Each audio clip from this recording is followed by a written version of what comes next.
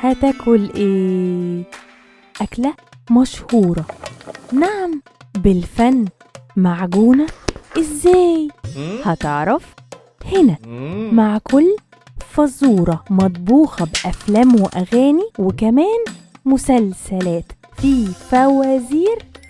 أكلة مفنونة. يا مساء الفل، معاكم مونيكا ميشيل، ويلا بينا نلعب سوا مع فزورة جديدة بأكلة حلوة. بس استنى، حل طبق امبارح كان فيلم البيضة والحجر، وهنكشف دلوقتي طبق النهاردة اللي مخبي الأكلة المفنونة.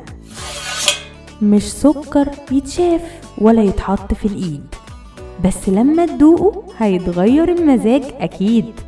يتاكل من غير صوت ويعدل الميزان، يخلي المر ينسى نفسه كمان.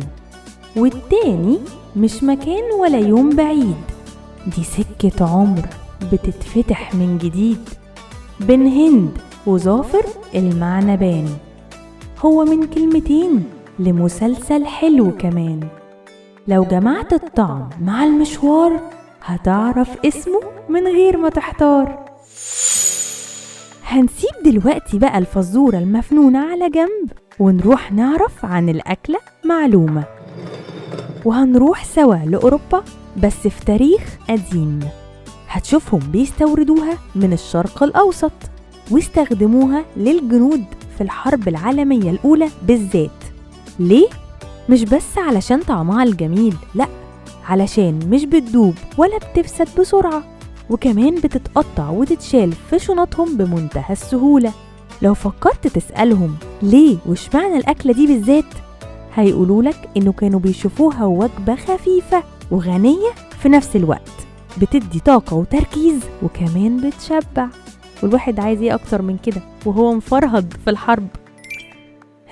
قولي بقى، عرفت حل الفزورة؟ طيب عرفت ايه هي الأكلة؟ اكتب تحت في الكومنتس. والآن شبعنا احنا كمان خلاص، وهنشيل طبق النهاردة.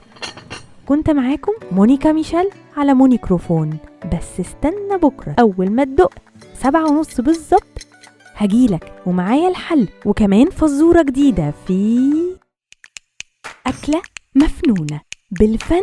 معجونة حلتها؟ طب استنى، هتتسلى، لسه كتير فوازير.